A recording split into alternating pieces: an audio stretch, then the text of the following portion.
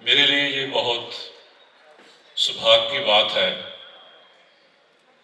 कि मैं आज उस राइटर, उस चिंतक से बात करने जा रहा हूं जिन्होंने 20वीं शताब्दी के आखिर से लेकर आज तक भारतीय लोगों की आवाज को, भारतीय लोगों के ऊपर जो जुल्म हो रहे हैं उनको, और जो हमारे समाज में या हमारे पॉलिटिकल सिस्टम में जो कुछ भी घट रहा है, उसको महसूस भी किया है, उस पर लिखा भी है।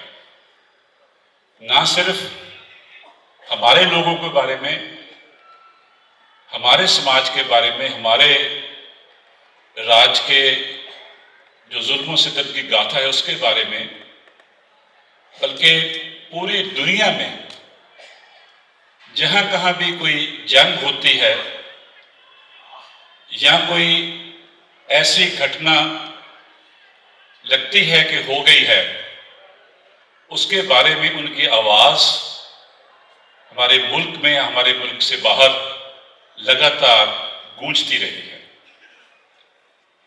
मैं ये बात आज के हालात में जरूर करना चाहूंगा कि यहां के जो राज है, उनका जो रवैया इनकी तरफ रहा है, वो या तो जो मेन स्ट्रीम चैनल्स हैं, प्रेस है, उसमें से ब्लैकआउट करना, या लगातार इनके सर ऊपर जो यूएपीए जैसे कानून है उसकी तलवार लटका कर रखना। लेकिन ये हमारे मुल्क की एक ऐसी वाहिद बुद्धिजीवी हैं जिन्होंने राज की इस कोशिश को नाकाम किया है और अपनी बात कहना जारी रखा है। ये पंजाब के लोगों को श्रेय जाता है, उनकी हिम्मत है कि जब कुछ महीने पहले दिल्ली के लेफ्टिनेंट गवर्नर ने आउट ऑफ ब्लू एक ऐसी परमिशन दे दी यूएपी में मुकदमा चलाने की। ये पंजाब के जमहूरी लोग थे, यहाँ के पेजेंट्स थे, एम्प्लॉइज थे, जिन्होंने मास लेवल पर राज की उस हुक्म का विरोध किया। और मैं समझता हूं कि जब ये विरोध होता है तो राज जो कुछ करना चाहता है वो कर नहीं सकता। अरुंधति रॉय के दो पक्ष हैं। इन्होंने शुरुआत की एक नॉवल लिख के जिसका नाम है the God of small things. उसके बाद एक और नॉवल लिखा the ministry of utmost happiness. लेकिन उसके बाद साथ साथ इनकी कोई 7-8 मैं गिनती नहीं कर सकता जो एसेस की किताबें इनकी हैं, लेखों की, निबंधों की, जिसमें इन्होंने जितने सब्जेक्ट्स भी आप सोच सकते हैं उन पर इनके कमेंट्स हैं। Arundhati, you are a friend of mine, और मुझे ये कह के बहुत हर्ष हो रहा है कि मैं अरुंधति को अपनी दोस्त बुला सकता हूं। जब पहली बार मैंने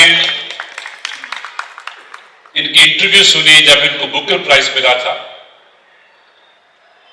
तो जब इंटरव्यू शुरू हुई मैंने आज इनको बताया वो, तो ऐसा लगा कि एक ऐसे और अंग्रेजी की भी लिखने वाली है जिसमें अंग्रेजी में नॉवल लिखा तो इनाम मिल गया, तो इससे ज्यादा प्रवाह करने की क्या जरूरत है।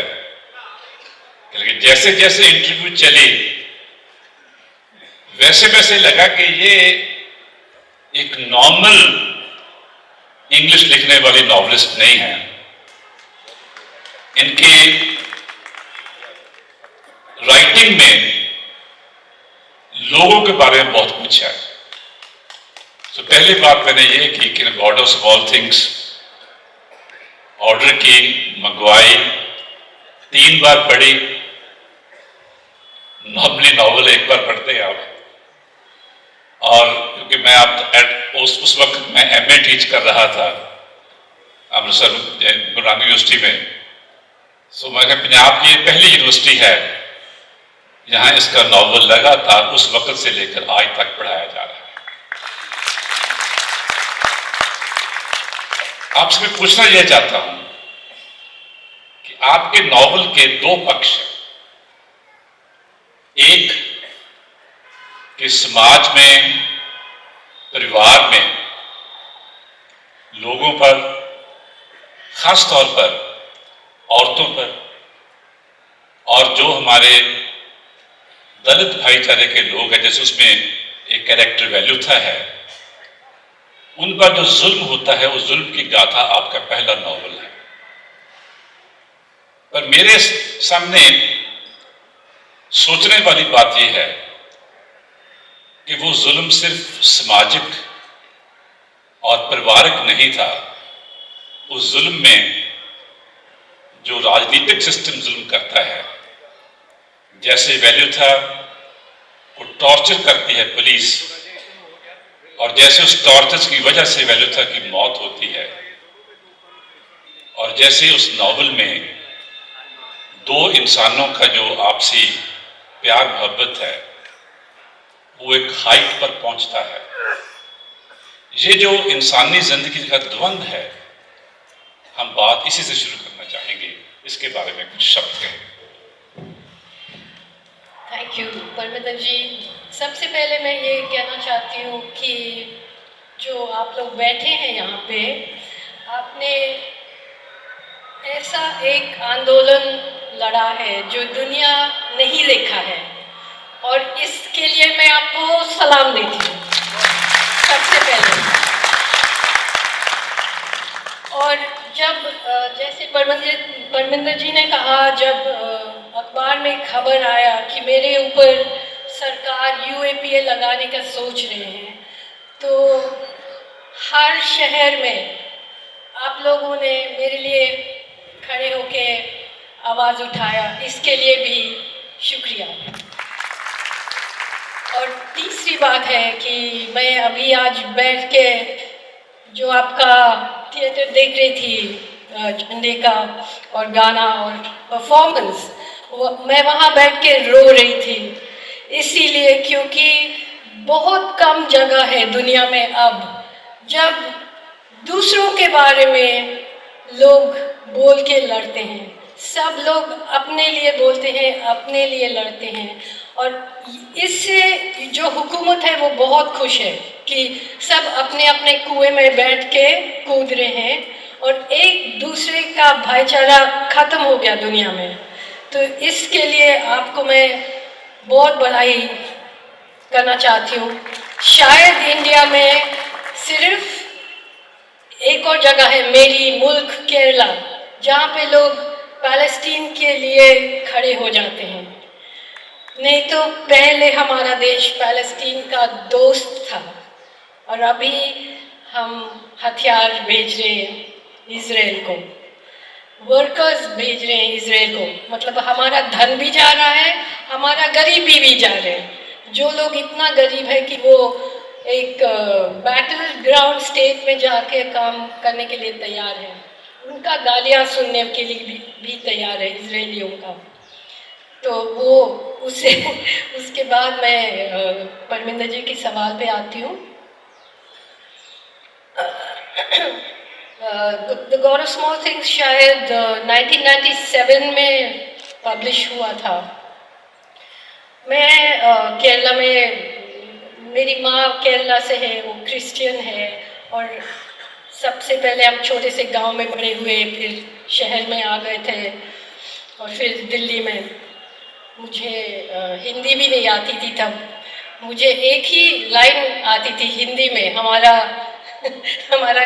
7वां क्लास का कोई गद्य प्रभा नाम का एक किताब थी, उसमें एक स्वामी भक्त कुतिया नाम का एक कहानी था, और उसमें वो कुतिया कोई छोटा सा बच्चा को बचा देती है। तो लास्ट उसका लाइन में था कि सवेरे उठ के देखा तो कुतिया मरी पड़ी थी, और मुझे बस यही लाइन आती थी हिंदी में।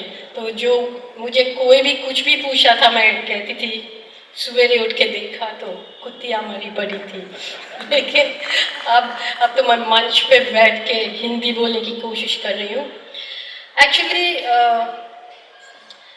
जब कोई मुझे पूछता है कि आपका उपन्यास, what was your novel about, what is your novel about, आपका जो नॉवल है वो किस चीज़ के बारे में है, तो मैं हमेशा कहती हूँ इट्स अबाउट एवरीथिंग। कि नॉवल का कोई ऐसा सब्जेक्ट नहीं होना चाहिए, वो दिल के बारे में भी है, समाज के बारे में भी है, सरकार के बारे में भी है, नदी के बारे में भी है, मिट्टी के बारे में भी है, मछली के बारे में भी है। और मैं समझती हूँ कि अगर आप अपने आप को लेखक कहना चाहते हैं तो आपको इन सब चीज़ का समझ होना चाहिए, क्योंकि छोटे से बड़े सब कुछ कनेक्टेड होता है। और अगर मैं कभी कभी हैरान हो जाती हूँ कि हमारे देश के बड़े बड़े लेखक, बड़े बड़े इंटेलेक्चुअल्स, बड़े बड़े इंटरनेशनल लेवल के जो एकेडमिक्स हैं जिनको बहुत बड़ा पुरस्कार मिले हैं, जो इंडिया में पैदा हुआ है, जो इंडिया में स्कूल गए हैं, जो हमारे गांव और शहर में रहते हैं, लेकिन उनका कहानियां में जाति का एक जिक्र भी नहीं है, जिक्र भी नहीं है, जैसे कि वो होता ही नहीं है यहाँ पे। और हम केरला से हैं जहाँ पे बहुत सालों से कम्युनिस्ट गवर्नमेंट है, लेकिन फिर भी, और मेरी जो समाज है वो सीरियन क्रिश्चियन कहते हैं उनको, वो क्रिश्चियन समाज है, बहुत मतलब उनका सारे टी एस्टेट और कॉफ़ी एस्टेट और काली मिर्च का और सारा स्पाइसेस का, लेकिन वहाँ भी रोज़ हम देखते हैं तो जाति देखते हैं, सिर्फ वर्ग का लड़ाई नहीं है, जाति का भी है। और जब God of small things I थी तो और बुकर प्राइज मिला, सबसे पहले मेरे ऊपर बहुत लोगों ने केस डाला, हर 5 साल 5 पुरुष मेरे ऊपर केस लगाते हैं, कोई किताब में अश्लील बात है करके। लेकिन एक्चुअली उनको जो हजम नहीं हो रहा था कि ये जाति के बारे में कैसे लिख सकती हैं, क्या है ये। और जब प्राइज मिला तब सब लोगों ने बोला कि ये बच्चों के बारे में नॉवल है, ये इतना सुंदर इसका जो भाषा है, लेकिन नॉवल का पॉलिटिक्स वो अनदेखा करने का कोशिश किया है, और वो अभी भी ऐसी ही है। लेकिन हम लोग कभी अगर अपने आप को लेखक कहते हैं तो हम कोई मैनिफेस्टो लेके नहीं लिखते हैं, हम अपना सच्चाई ढूंढते हैं और उसमें कैसे आप उसको स्ट्रक्चर करेंगे, कैसे लिखेंगे, और सब कुछ में पॉलिटिक्स है। आपका कैरेक्टर्स में पॉलिटिक्स है, आपका भाषा में पॉलिटिक्स है, आपका नॉवल का स्ट्रक्चर में भी पॉलिटिक्स है। इसके बाद मैं डायरेक्टली पॉलिटिक्स पर आना चाहता हूँ। ये मेला गदराइट्स की याद में किया जाता है। हमारा सीधा संबंध लोगों की स्ट्रगल से है, और जहाँ जहाँ स्ट्रगल होती है उस पर ऑपरेशन और जुल्म होता है। किसानों का स्ट्रगल हुआ, जैसे उनको सर्दी में रातें काटनी पड़ी, बीमारी फेस करनी पड़ी, वो भी अपने आप में एक रेजिस्टेंस थी और एक उन पर ऑपरेशन भी था। तो इसमें से मेरा प्रश्न आपके लिए ये है कि ये जो राज्य का सिस्टम है जो बस्तीवादी समय के बाद हमने प्राप्त किया, 47 के बाद, ये जो प्रोसेस है कि नेचुरल जस्टिस के कानून के दायरे से बाहर जाकर लोगों को दबाने के लिए कानून बनाए गए, इसके बारे में आप क्या सोचे ताकि हम आज के जमाने को उसी कॉन्टेक्स्ट में समझ सकें? शायद मैं तो बहुत साल से आ रही हूँ यहाँ पे, और शायद ये बात मैंने पहले भी बोला है, लेकिन सबसे सिंपली बोलने का तरीका ये होगा मेरे लिए कि अराउंड 1987 टू 1989 ये बाज़ार हमारा जो मार्केट्स खोलने से पहले, या मैं कहती हूँ कि उसी ज़माने में दो ताला खोला गया था, एक तो बाबरी मस्जिद का और दूसरा बाज़ार का। और जब वो दो ताले खोले गए तब उसके दो किस्म का बुनियाद पर दो किस्म का बुनियाद प्रश्न छोड़ दिया वो दो ताले खोलने से। एक तो आर्थिक फंडामेंटलिज्म, मार्केट फंडामेंटलिज्म, बाजार का फंडामेंटलिज्म, इकोनॉमिक फंडामेंटलिज्म, और दूसरा हिंदू फंडामेंटलिज्म। और वो दो किस्म का जो फंडामेंटलिज्म थे, उन्होंने अपना काल्पनिक क्रिमिनल्स बनाया। एक तो बनाया मुसलमान जिहादी और दूसरा बनाया जैसे माओवादी या अर्बन नक्सल जो कहते हैं। और जो भी लोग सरकार के कानून के या मतलब जमीन हड़पने के या जो कुछ भी कोशिश था, उनको या तो अर्बन नक्सल कहा गया या तो जिहादी कहा गया। और दोनों को निपटने के लिए कानून व्यवस्था भी चाहिए था स्टेट को, और कानून भी चाहिए था अलग किस्म का, है ना। तो अब क्या हुआ कि बस्तर में या जो भी मुसलमान नहीं है, अगर कोई भी विरोध करे, जैसे आपका आंदोलन भी, फार्मर्स आंदोलन, दिल्ली में जब पूरे दिल्ली में आप लोग आके बैठे थे, मैं बहुत कम आई थी वहाँ पे, इसीलिए कि वो मुझ जैसे लोगों को लेके पूरा आंदोलन को बदनाम करने की कोशिश करेंगे कि ये अर्बन नक्सल आ गए, नक्सलवादी आ गए, ये वगैरह। वैसे तो मेरे बिना भी हो गया, खालिस्तानी हो या नक्सलवादी हो, जो भी है।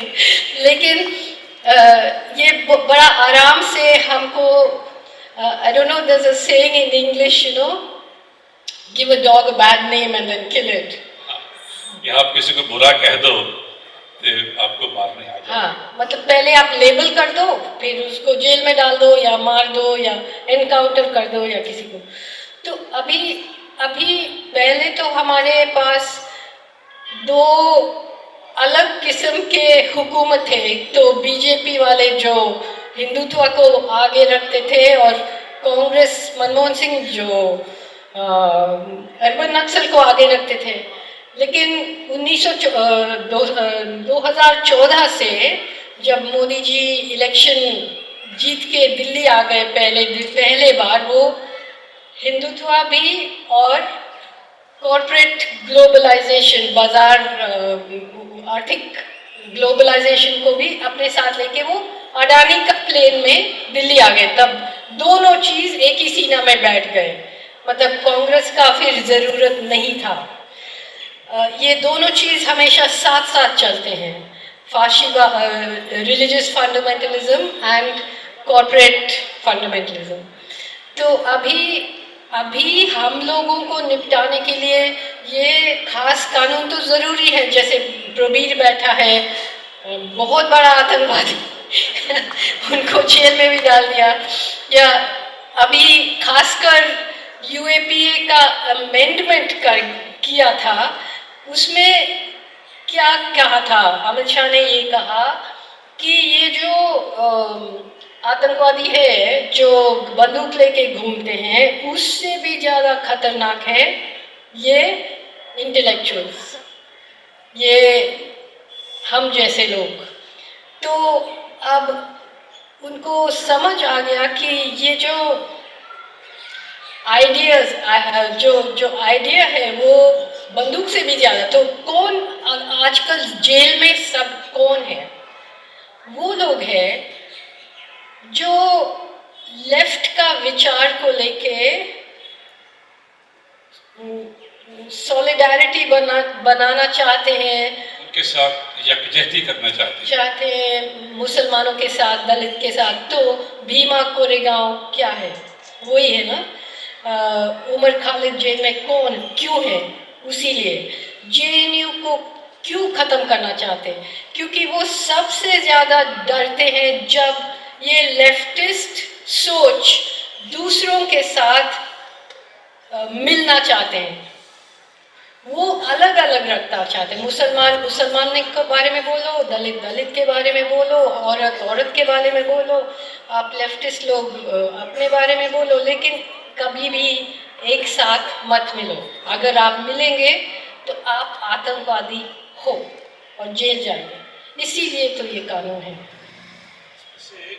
दो तीन प्रश्न और हमारे सामने पेश हो जाते हैं। नॉर्मली जब हम आजकल के ज़माने को परिभाषित करना चाहते हैं, और आमतौर पर कहा जाता है कि अभी यहाँ पर फाशीवादी जो रुझान है, जो टेंडेंसीज है फाशीवाद की, वो पैदा भी हुई हैं और मजबूत भी हो रही है। एक तो ये कहा जाता है। आपने एक बहुत बुनियादी प्रश्न खड़ा कर दिया है कि ये जो फाशीवाद की टेंडेंसी है, रुझान है, इसका इकोनॉमिक पॉलिसी से और जो आप जैसा आर्थिक सिस्टम बनाना चाहते हैं उस सिस्टम का आपसी रिलेशनशिप है। जैसे हम सेकेंड वर्ल्ड वॉर की तरफ नजर लगाएं तो सेकेंड वर्ल्ड वॉर में भी जो बड़ी ताकतें थी, जैसे जर्मनी था, इंग्लैंड था, फ्रांस था, इटली था दूसरी तरफ, कि इन्होंने भी कि दुनिया की मार्केट पर किसका कब्जा हो, या फर्स्ट वर्ल्ड वॉर में भी ऐसे हुआ था कि दुनिया की मार्केट में किसका कब्जा हो, उसमें से जंग पैदा हुई थी। इसलिए कि उसका रिलेशनशिप था, जो आमतौर पर कहा जाता है कि जैसे बहुत लिखा गया है सेकेंड वर्ल्ड वॉर के बाद भी उस तरह पर, कि जो वहाँ पे जो बड़े सरमाएदार थे जर्मनी के और मुल्कों के, उनकी कैसे तरक्की हो सकती है, उससे वो जंग पैदा हो रही थी। अभी जो जंग के हालात हिंदुस्तान में हैं, जिसे आपने डिफाइन किया अपने एक लेख में कि ये सरकार, जब मनमोहन सिंह की सरकार थी, कि लोगों के खिलाफ इन्होंने जंग शुरू की है, कि when you wrote that article walking with the Comrades, उसमें अपने जंग का हवाला दिया था। तो ये जो रिलेशनशिप है, संबंध है, इसके बारे में पूछना चाहता हूं कि ये संबंध क्या है और इस संबंध के बेसिस पर फाशीवाद कैसे उत्पन्न होता है। ये तो बहुत बड़ा सवाल है। इसमें तो इसका जवाब में किताबें लिखा जा सकता है, लेकिन हमेशा मैं ये सोचती हूँ कि जैसे आपने कहा कि सेकेंड वर्ल्ड वॉर में जो जर्मनी ने, इंग्लैंड, फ्रांस, हॉलैंड, इटली, इनके पास कॉलोनीज थे अफ्रीका में, एशिया में, इंडिया में। वो यहाँ से नेचुरल रिसोर्सेज लेके अपने आप को मतलब मजबूत बना रहे थे। जर्मनी के पास कॉलोनी कम थे, तो जर्मनी ने डिसाइड किया कि हम यूक्रेन की तरफ बढ़ेंगे, रशिया की तरफ बढ़ेंगे। हमें वहाँ से, जैसे यूक्रेन में बहुत उपजाऊ जमीन है, तो वो नाज़ीज़ का आइडियोलॉजी में उसको लेबेनसराउम कहते थे कि हमको जीने के लिए जगह चाहिए। तो वो एक दूसरा किस्म का कॉलोनाइजेशन शुरू करे थे, और इन सब जगह में यहूदी रहते थे, छोटा छोटा पॉपुलेशन में, बहुत कम थे जर्मनी में भी। लेकिन लोगों को उकसाने के लिए उन्होंने एक ऐसा बड़ा हवा खड़ा कर दिया कि इंटरनल एनिमी है, ऐसे नाज़िज़्म शुरू हुआ है। एक्चुअली हमारे यहाँ जर्मनी तो छोटा सा देश था और वो अपना नाज़ी आइडियोलॉजी दुनिया में, यूरोप में और रशिया की ओर फैलाना चाहते थे। और हमारा फासीवाद बिल्कुल उल्टा है। इतना बड़ा देश है, इतना बड़ा देश है, दरिया जैसे, बहुत समुद्र जैसा, इतने सारे चीज़ें हैं हमारे पास, और हमारा फासीवाद ये पूरा एक समुद्र को एक बिस्लेरी बोतल में भरना चाहते हैं कि छोटा, हमें छोटा बनाना चाहते हैं।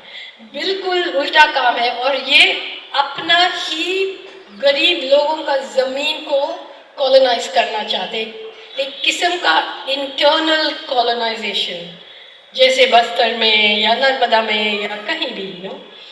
तो अभी अभी ये कहानी तो पुरानी है, लेकिन एक तरह से हम इसको इंटरनल बना दिया। जैसे सरदार सरोवर बांध पहले केवड़िया नाम के आदिवासी कुछ गांव में पहला प्लेन, नेहरू जी का प्लेन आके कब्जा किया उन लोगों का जगह, वहाँ पे बांध का कॉलोनी बनाया, फिर पूरा आदिवासी इलाका को अभी ख़त्म करके उन्होंने सरदार सरोवर बांध बनाया। और उस जगह में जहाँ पे लोग रहते थे वो अभी अपने ही जगह में नौकरी करते हैं, अपने ही पेड़ से फल चुराते हैं। और इतना बड़ा एक statue of unity Sardar Patel का स्टैचू बनाया है, उसके नीचे सब दबे रहते हैं जो लोग थे। तो एक सिंबॉलिकली आप देखो तो कितना मतलब ओपनली एक कॉलोनाइजेशन है, लेकिन नेशनल बॉर्डर्स के अंदर। तो अगर आप 30 लाख लोगों को अपने ज़मीन से उठा के फेंको, लेकिन वो इंडिया में है ना, तो फिर आप उसको वॉर रेफ्यूजीज नहीं कहेंगे, लेकिन वो है ही एक किस्म का जंग, तो है ही ये किसी कुछ 5-7 लोगों का फ़ायदा के लिए पूरा देश अभी उसका चुका रहा है कीमत। अभी हमारे देश में 100 लोग के पास इतना धन है जो पूरा देश के लोग के पास नहीं है। मतलब ऐसा हालत हो गया है, ऐसा इंसाफी हो गया है, और हमें बताया जाता है कि ये प्रोग्रेस है, ये डेवलपमेंट है। तो फासीवाद अपना चेहरा बदल देते हैं अलग अलग किस्म के प्रोग्राम्स में, लेकिन जब गुजरात में 2002 में वो होने शुरू हो गया तो हम में से कुछ लोग कहते थे कि ये फासीवाद आ रहा है। तब सारा जो लिबरल्स है कहा कि नहीं ऐसा कुछ नहीं है, कुछ नहीं है, ये लोग पागल है। अब वो लोग बोल रहे हैं और हम बस देख रहे हैं कि क्या हो रहा है। इसमें से एक्चुअली मैं आपसे दूसरा प्रश्न इसमें से पैदा होता है, वो ये है कि जैसे आप छत्तीसगढ़ की बात कर सकते हैं,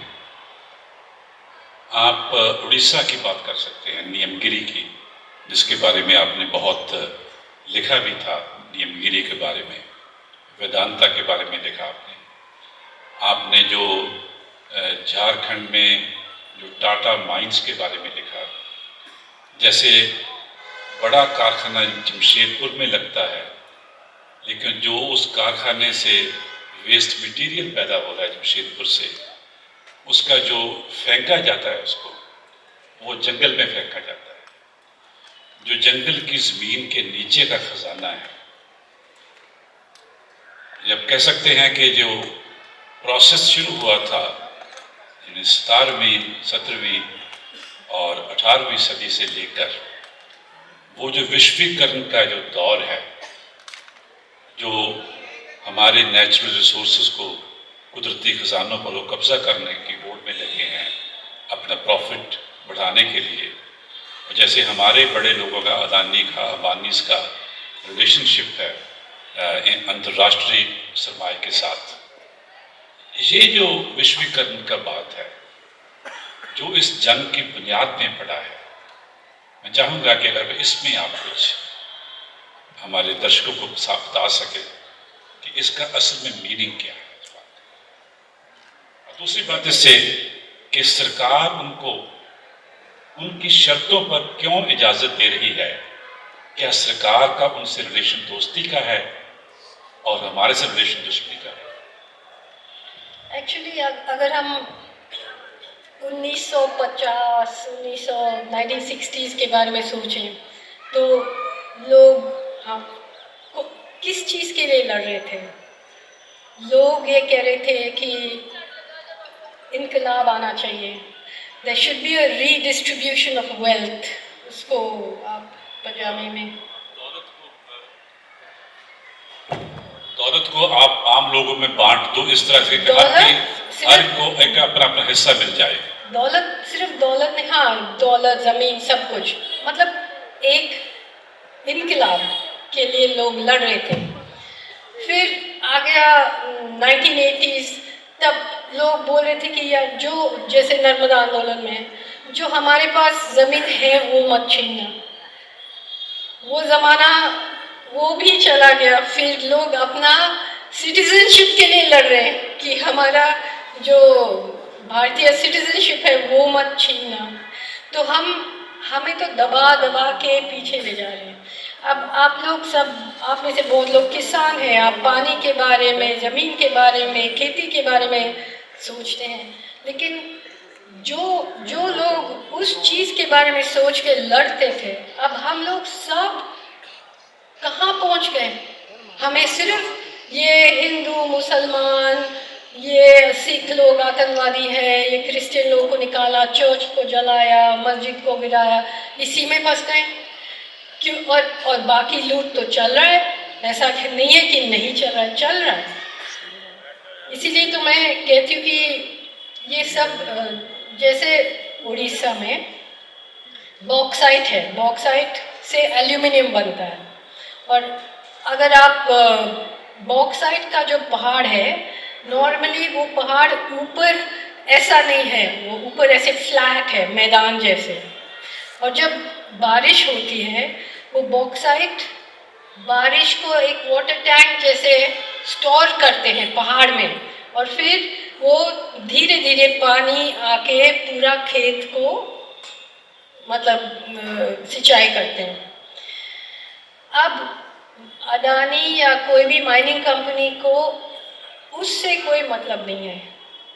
वो बॉक्स जैसे किसान को या आदिवासी को बॉक्साइट का मतलब यही है कि वो एक वाटर टैंक है और हमारा खेत को सिंचाई करेंगे। लेकिन अडानी बॉक्साइट पहाड़ में जब रहता है उसका कोई वैल्यू नहीं है, उसको बॉक्साइट निकालना है, बाजार में डालना है। तो मैं कहती हूँ कि जो असली काल्पनिक आंदोलन है, कोई आंदोलन शुरू नहीं होता है जो पहले अपना दिमाग, अपना इमेजिनेशन में शुरू नहीं होता है। और वो आंदोलन है कि क्या हम वो बॉक्साइट को पहाड़ में छोड़ सकते हैं कि नहीं छोड़ सकते। क्योंकि कैपिटलिज्म, पूंजीवाद, ये कभी नहीं सोच सकता है कि वो बॉक्साइट को पहाड़ में छोड़ दो। तो ये है सबसे इम्पोर्टेंट चीज़। और जो सबसे इम्पोर्टेंट चीज़ें हैं उसके बारे में हमें बात करने का फुर्सत नहीं है, क्योंकि जो इम्पोर्टेंट नहीं है उसी में हम उलझे हुए हैं कि इसको जला दो, इसको मार दो, इसको काट दो, इसको ये कर दो, उसको, और वो लोग अपना पीछे से काम कर रहे हैं।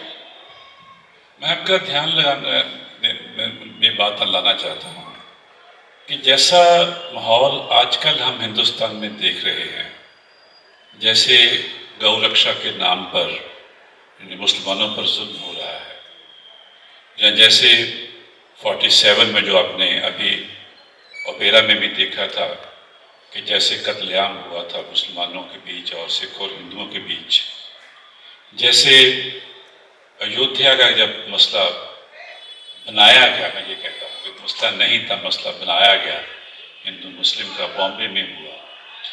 ये जो लोगों के बीच में जो सांप्रदायिकता है, ये सांप्रदायिकता, क्या आप समझती हैं कि इसको यहाँ की राज करने वाली शक्तियों ने पैदा किया था? अन्यथा हिंदुस्तान के अपने इतिहास में तो यानी कबीर है, बाबा नानक है, इतिहास में तो बाबा बुल्ले शाह है पंजाबी में, संत नामदेव है महाराष्ट्र में, जो लोगों के हकीकी एकता के यूनिटी की बात करते थे, जिनका वन गॉड का कॉन्सेप्ट, एकता का कॉन्सेप्ट था। ये जो बीमारी आई है कि धर्मों के नाम पर लोगों को बांटकर, मैं ये आपसे पूछना चाहता हूं कि इसमें जो लोग हमारे ऊपर आजकल राज कर रहे हैं उनका, और उसके साथ जिनसे इन्होंने राज लिया था अंग्रेजों से, जो साम्राज्यवादी ताकत थी, जो वो अपने साथ आइडियोलॉजी देकर आई थी, अगर इसके रिलेशनशिप के बारे में आप कुछ कह सके ताकि सांप्रदायिकता को हम समझ सके, जो कि फाशीवाद के फाउंडेशन में बुनियाद में पड़ा। देखिए, अभी हम में से शायद कोई भी नहीं होगा यहाँ जिनको पता नहीं है कि ये सांप्रदायिकता अंग्रेज़ों के लिए बहुत बड़ी चीज़ थी और राज करने के लिए भी बहुत बड़ी चीज़ थी। अब हम कितने साल अंग्रेज़ों को दोष देने लगे हैं, अब वो चले गए, लेकिन यहाँ पे और मैं ये नहीं कहूँगी कि ये सिर्फ बीजेपी आरएसएस ने शुरू किया, मैं ये नहीं कहूँगी, क्योंकि ये सही नहीं होगा। ये कांग्रेस लोगों ने भी बहुत कुछ खेल खेला है, लेकिन वो अंधेरे में, ये दिन में खेलते हैं, यही है ना। लेकिन वो कभी ये अपना पॉलिसी नहीं बनाया है, लेकिन अभी ये एक किस्म का पॉलिसी हो गया। लेकिन हम अभी बैठ के सरकार और आरएसएस को सिर्फ दोष नहीं दे सकते, क्योंकि सब जगह पहुंच गया। आप मेन स्ट्रीम, आप मीडिया में देखो, मतलब मीडिया फासीवाद का साथ नहीं देते हैं, वो फासीवाद है, वो फासिस्ट लोग है, पूरा उन्होंने टेक ओवर किया है।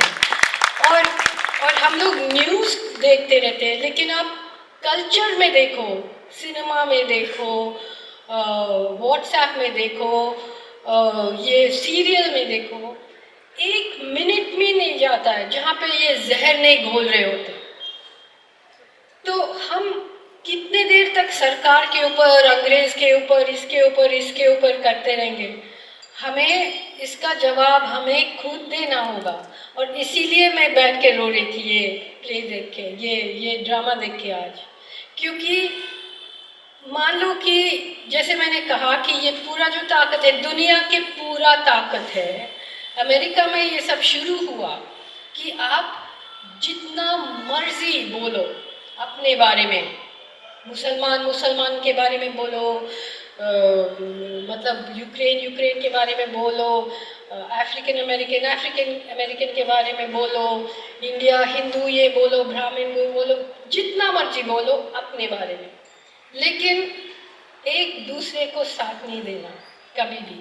अगर अभी मैं पूछती हूँ, अगर हमारे देश में एक बहुत बड़ी शर्म की बात ये है कि जैसे यहाँ पे पंजाब और शायद केरला को छोड़ के कोई नहीं खड़ा हुआ है पैलेस्टीन के साथ, जहाँ पे जेनोसाइड हो रहे, बच्चे को मार रहे लोग, मतलब पागल हो गए वहाँ पे जो जंग है। लेकिन इंडिया में क्योंकि मुसलमान के साथ बैर है, दुश्मनी है, तो यहाँ पे कोई प्रोटेस्ट नहीं हो रहा है। क्रिश्चियंस भी प्रोटेस्ट नहीं कर रहे क्योंकि वो उनका कुछ लगा है कि जेरूसलम में हमारा वो है ये। तो सरकार और जनता एक साथ है, खामोशी नहीं, इजराइल के सपोर्ट में। मतलब जितने भक्त हैं उनका व्हाट्सएप का डीपी इजरायली फ्लैग है, इजरायली झंडा। लेकिन पंजाब में शायद नहीं होगा, लेकिन कश्मीर में या कहीं भी आप पैलेस्टाइन का झंडा लो तो आप अरेस्ट हो जाएंगे। प्रोटेस्ट नहीं कर सकते हैं, बोल नहीं सकते हैं। लेकिन बाकी दुनिया में अपने सरकार के खिलाफ जर्मनी में, स्पेन में, इंग्लैंड में, अमेरिका में सारे लोग, हजारों लाखों लोग प्रोटेस्ट कर रहे हैं। ये बहुत बड़ी शर्म की बात है कि हम लोग नहीं कर रहे हैं, बहुत बड़ी शर्म। और हमारा ताकत बढ़ जाता है जब हम कोई दूसरे के लिए लड़ते हैं। हमारा ताकत कम नहीं होता है, बढ़ जाता है। मान लो कि मैं कोई राइटर हूँ जो मेरी जिंदगी भर में केरला का छोटा सा सीरियन क्रिश्चियन कम्युनिटी के बारे में छोटे छोटे कहानी लिख के बैठ जाऊँ, नहीं, सब कुछ के बारे में बोलो।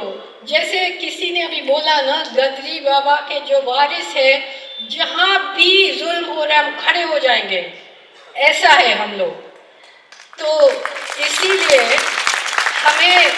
हमें अब सरकार का इसका गलती छोड़ दो। हम क्या कर रहे हैं ये सांप्रदायिकता के बारे में? हम कहाँ जाते? आप लोग तो जाते, मैंने देखा शाहीन बाग में बहुत से लोग पहुंच गए, लेकिन सबको खड़ा होना है जब भी हम जुल्म देखते हैं। अपने बारे में सिर्फ सोचेंगे तो हम अपने मुद्दों को लेके भी डूब जाएंगे। ये बात आपने बहुत ठीक कही कि हम ये करेंगे तो उसमें डूब जाएंगे।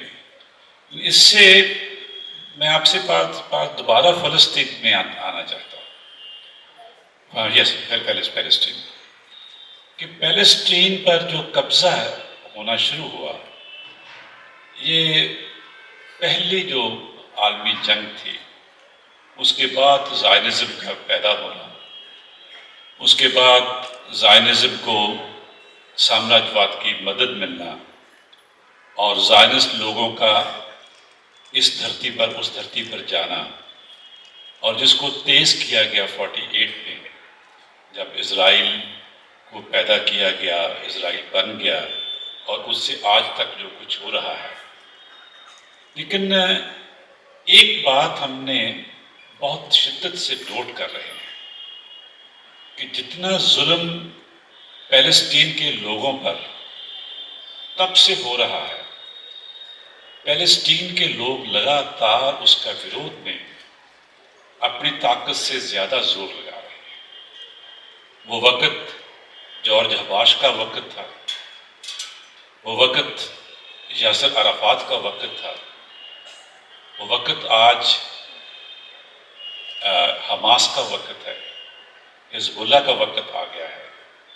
लेकिन वो रेजिस्टेंस उनकी कायम है इसी तरह से।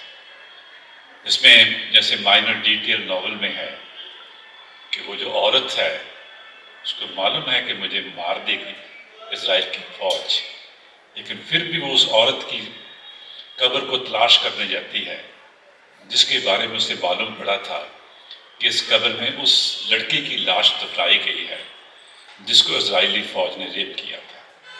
ये जो रेजिस्टेंस है, ये रेजिस्टेंस हमें, आप जैसे आपने बताया कि बहुत जगह इन डिफरेंट फॉर्म्स देखने को मिली। हमारे हिंदुस्तान में आपने जैसे जिक्र किया कि वो रेजिस्टेंस का वो लेवल नजर नहीं आया पैलेस्टीन के क्वेश्चन पर। इसके बारे में चाहूंगा कि आप थोड़ी सी वजाहत करें कि क्या रीजंस का है। एक्चुअली मैं कुछ महीने पहले बेरूत में थी, और बेरूत में बहुत सारे पुराने पैलेस्टीनियन योद्धाएं मिले जो पीएलओ के थे या अराफात के ज़माने के, और बहुत सारे। तो वो मुझसे मिलके बहुत खुश हो गए क्योंकि मैं इंडिया से हूँ, और उन्होंने कहा कि हम इंडिया आए थे, हम पूरा इंडिया घूम के बहुत बहुत गरीब लोग 1 रुपया 2 रुपया 5 रुपया पैलेस्टीन के लड़ाई के लिए मतलब डोनेट कर रहे थे। तो मैंने कहा पर इंडिया बदल गया, अब ऐसा नहीं है। तो उन्होंने कहा हाँ हमें पता कि सरकार बदल गए, लेकिन लोग हमारे साथ हैं ना। मैंने कहा नहीं है, नहीं, ये सही है कि है नहीं। आपने किसी को देखा है, कोई प्रोटेस्ट देखा नहीं ना? तो मेरा दिल टूट गया जब मैं ये बोल रही थी उनको, लेकिन उनको झूठ नहीं बोलना चाहती थी मैं। और ये क्यों हुआ? क्यों हुआ? क्योंकि इतना सारा झूठ बोला गया मुसलमानों के बारे में, और जिहादी और ये वो क्या क्या नहीं बोलते, अब सब कुछ हम दोहराने के ज़रूरत नहीं है। लेकिन जो पैलेस्टाइन के रेजिस्टेंस ने अभी साफ किया है, वो ये बहुत अजीब सी चीज़ है। हम जमहूरियत के बारे में बोलते रहते हैं, लेकिन जो सबसे बड़े जमहूरियत वाले देश है, America, England, France, Spain come anyway, but all these European countries, वो इज़राइल के साथ खड़े हैं। और जो डेमोक्रेसीज नहीं है, ईरान हो, रशिया हो, सीरिया हो, ये लोग सब पैलेस्टाइन के साथ खड़े हैं। तो एक तरह से पूरा दुनिया का जो दोगलापन कहते हैं, इस हिपोक्रेसी को, दोगलापन को एक्सपोज किया है ये छोटा सा जगह गाजा ने। अभी तो क्या होने जा रहा है अगले 2 हफ्ते में? हम अगर ट्रम्प तो हमारे मोदी जी जैसे कुछ भी बोल लेता है, पहले मतलब मिशिगन में जाके मुसलमान को बोलते कि हम आपके साथ हैं, वहाँ करके हम नेतन्याहू को जंग we will finish the job करते हैं, तो किसी को पता नहीं है कि होने क्या जा रहा है। लेकिन जो दुनिया का स्थिति था जब वो पहला प्राइम मिनिस्टर था, प्रेसिडेंट था ट्रम्प इन 2016, जब उन्होंने अमेरिकन एम्बेसी को जेरूसलम में बुलाया, जब उन्होंने वो ईरानी का सबसे बड़ा जनरल सुलेमानी को मार दिया। अब वो ईरान नहीं रहा, वो दुनिया नहीं रहा है। और अगर जंग छिड़ गया इस ईरान और इजराइल के बीच में, पूरा दुनिया उसमें आ जाएगा, हम सब का जिंदगी बदल जाएगा। लेकिन ऐसा नहीं होगा कि हाँ अमेरिका जंग में आ गया तो सब लोग बैठ जाएंगे डर से, क्योंकि बहुत साल हुआ है कि अमेरिका कोई जंग जीता नहीं है। मतलब वियतनाम में नहीं जीता, अफगानिस्तान में नहीं जीता, सीरिया में नहीं जीता, कहीं भी नहीं जीता। वो बम गिरा सकते हैं लेकिन लड़ नहीं सकते हैं लोगों से। तो अब शायद हो सकता है कि ऐसा जंग छिड़ेगा जो हमने देखा नहीं पहले। लेकिन हम सबको, आपका डीजल का जनरेटर, आपका बोरवेल, आपका घर का बिजली, आपका सब्जी का दाम, हमारा सब कुछ बदलेगा अगर ये जंग होगी। लेकिन ये जंग में हम किस तरफ होंगे हमें डिसाइड करना होंगे, क्योंकि अभी हमारे देश दोनों साइड खेल रहे हैं। वो ब्रिक्स का समिट में भी जा रहे हैं, जो Brazil, Russia, India, China, south Africa वाला, वहाँ पे अभी 27 देश है। और वो जैसे जंग कब छेड़ता है, जब अमेरिका को लगता है कि हमारा आर्थिक स्थिति में बहुत बड़ा थ्रेट है। इस वक्त बहुत बड़ा थ्रेट है, क्योंकि ये जो ब्रिक्स का जो कॉन्फ्रेंस चल रहा है उसमें वो लोग कह रहे हैं कि हमें सारा जो वर्ल्ड का ट्रेड है वो हम डॉलर में क्यों करेंगे, क्योंकि अभी तो अमेरिका पूरा दुनिया का बैंक है। अगर मान लो कि 27 देश ने कहा कि हम डॉलर में नहीं करेंगे, हम एक दूसरे के साथ करेंगे, तो फिर बहुत बड़ा जंग छिड़ेगा। और अब वो यूक्रेन वर्सेस रशिया वो भी ब्रिक्स का है, ताइवान वर्सेस चाइना वो भी ब्रिक्स का है, इजराइल वर्सेस ईरान वो भी ब्रिक्स का है। तो हमको पता लगना चाहिए कि दुनिया में हो क्या रहा है अपने लिए। दुनिया में बहुत कुछ हो रहा है आज, और जो मीडिया है हमारे देश में, इंग्लैंड में, अमेरिका में नहीं बता रहे। ढूंढना पड़ेगा आपको सही खबर। ये बात मुझे एक बहुत ज़रूरी प्रश्न है उसकी तरफ लेकर आ रही है कि अगर हम जंग से बचना चाहते हैं जो जंग दुनिया को बर्बाद कर सकती है, और जो जंग अमेरिका जैसे मुल्क और इजराइल जैसे मुल्क सिर्फ इसलिए दुनिया पर लेकर आएंगे कि वो अपना फ़ायदा कर सकें, अपना मुनाफा कमा सकें, या उनका जो संकट है, ये बात भी मेरा ख्याल बोलनी चाहिए, आप बोल सकते हैं इसमें डिटेल में, जो उनका अपना संकट है उन मुल्कों का, उस संकट को इस जंग के जरिए वो हल भी करना चाहते हैं और हमारा अपना इंटरेस्ट भी देखना चाहते हैं। ये मुझे इस बात पर भी लेकर आ रहा है कि क्या हम ये कह सकते हैं कि अगर आजकल के हालात को एक तरफ जो ये बड़ी ताकतें अमेरिका जैसी, इंग्लैंड जैसी, उनका जो विश्वीकरण का जो प्रिंसिपल है आर्थिकता का, वो परिभाषित कर रहा है, क्या हमें ये कहना चाहिए कि दुनिया की परिभाषा या डेफिनेशन वो हमारे विरोध, हमारे प्रतिरोध, हमारी रेजिस्टेंस को सेंटर में, केंद्र में रखकर हो, ये जो रेजिस्टेंस को सेंटर में लाना है, इसके बारे में मैं चाहूंगा कि खुलकर बोले। ऑफ कोर्स हमको, जैसे हमारे देश कोई छोटा देश नहीं है, लेकिन हमारे जो ओपिनियन है और हमारे जो पॉलिटिक्स है, वो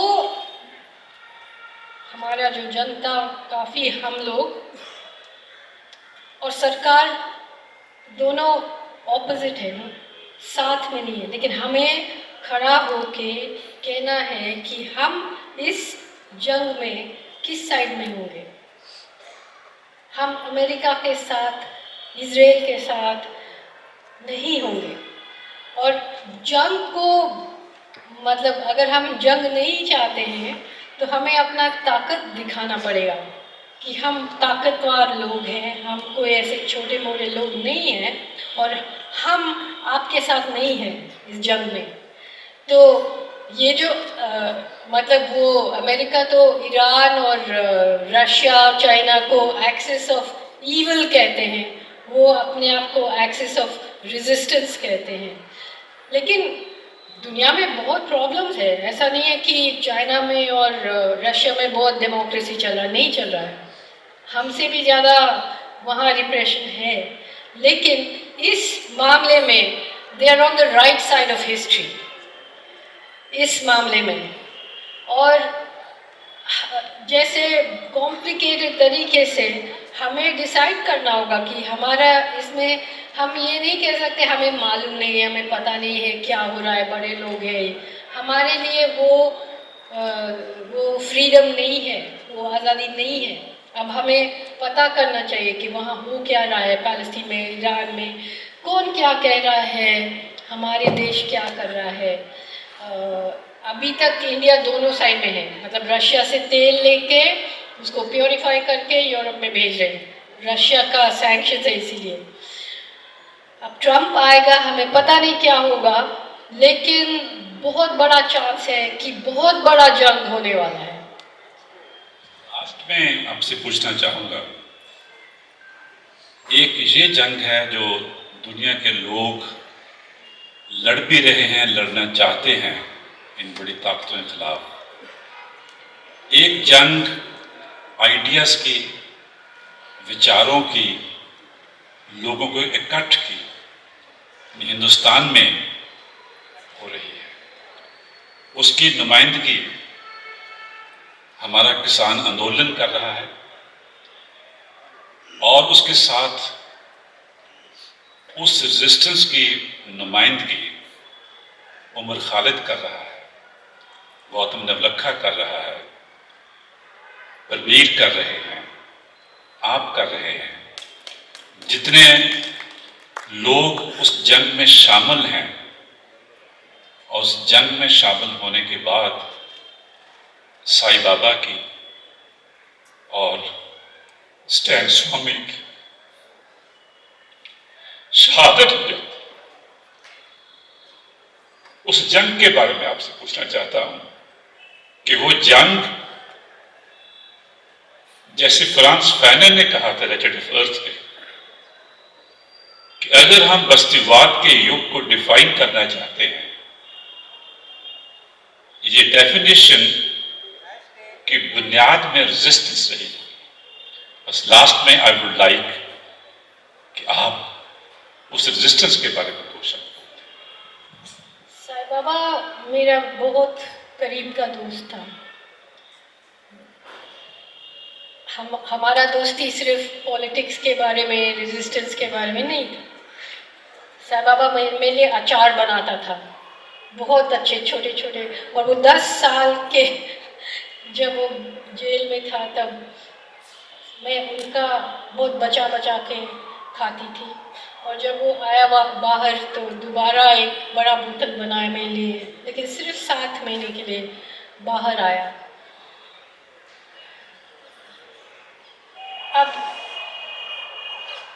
जब ये व्हील चेयर लेके आए थे इस प्ले में, मैं ये सोच रही थी कि कितने साल से साईं बाबा, रोना, गौतम, SAR गिलानी, ये लोग सब, हम लोग सब मिलते थे। और जब एक जेल में जाता था तो हमारा committee for the release of so and so, हम कितने प्रेस कॉन्फ्रेंस किए साथ में। और हर कॉन्फ्रेंस में 1-2 लोग हमसे गायब होके या तो गुजर गए या जेल में थे, और फिर बाकी लोग करते थे। अब हम लोग सारे, हेनी बाबू, बीवी, रोना विल्सन, हम लोग सब for the defence of Sai Baba committee, और वो लोग सब अभी जेल में हैं। SAR गिलानी मर गया। तो जब भी मैं देखती हूँ कि मैं, अरे हम 2-3 ही रह गए, अब नेक्स्ट टाइम मैं सोची कि नेक्स्ट टाइम गदर मेला में क्या अरुंधति के बारे में बोल रहे होंगे कि वो अंदर है, अभी क्या होगा। तो लेकिन हम सब लोग ऐसे हैं कि अगर पूरा दुनिया एक साइड में और हम 2-3 इस साइड में, तब भी हम जो बोल रहे हैं हम बोलेंगे।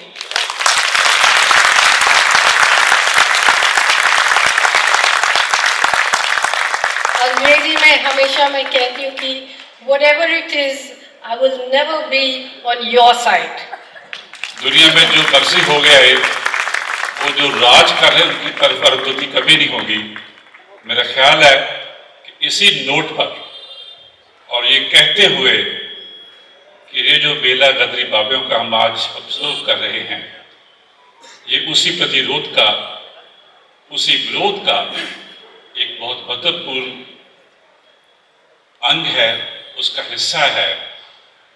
हमें ये मान है कि अरुंधति ने अपनी हाजिरी यहाँ पर लगवाकर हमारे इस विरोध के सिंबल में अपनी शमूलियत की है। उसकी शमूलियत के लिए हम उसको बधाई भी देते हैं और उसका धन्यवाद भी करते हैं। बहुत बहुत धन्यवाद। इनकलाब जिंदाबाद, जिंदाबाद, जिंदाबाद।